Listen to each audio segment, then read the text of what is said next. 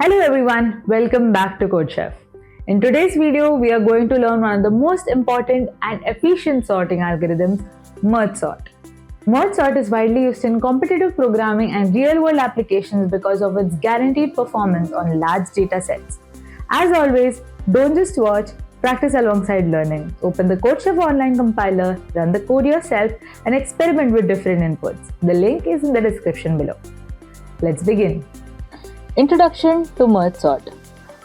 So far we've looked at simple sorting algorithms like insertion sort. Merge sort is quite different. It follows a powerful idea called divide and conquer.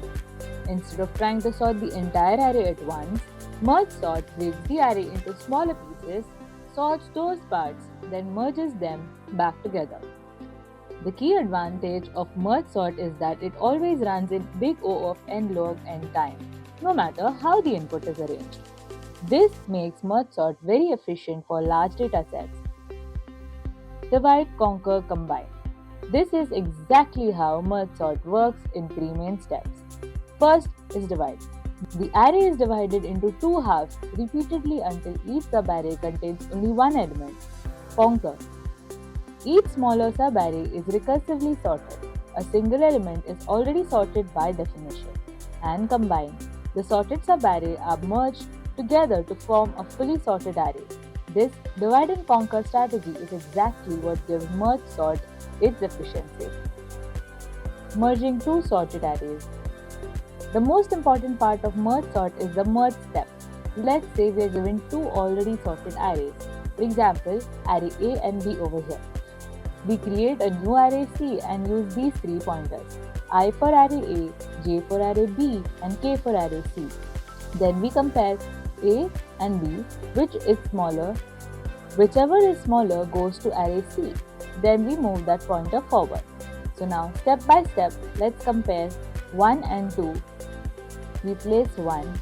We compare 3 and 2. We place 2. We compare 3 and 4. We place 3. We compare 5 and 4. We place 4. And we compare 5 and 6 to place 5. We copy remaining 6. And the final merged array is 1, 2, 3, 4, 5, 6. Now let's understand the pseudocode logic. So here, merge sort A, left, right. This divides the array until left is smaller than right, and it finds the middle index, recursively sorts left and right halves, and calls the merge function. Merge A, left, middle, right. This merges two sorted subarrays back into the original array. This recursive breakdown continues until the array is completely sorted. Now let's look at an example. Alright, so here we start with a standard input-output library. This is the merge function that helps merge two sorted subarrays into one sorted array. Now here, array is the original array, left is the starting index of the left subarray, mid is the ending index of the left subarray, and right is the ending index of the right subarray. Now we have int I, j and k.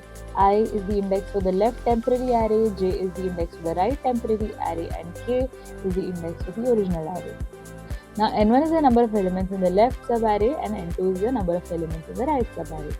Now int L, n1, r, n2, these are temporary arrays to store left and right sub. Now this line, these are the temporary arrays to store left and right subarrays.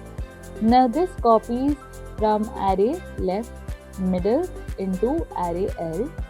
Now this is to copy data from the temporary arrays. Now here we initialize pointers. We start comparing from the beginning of both arrays. So k points to where merged values go in the original array.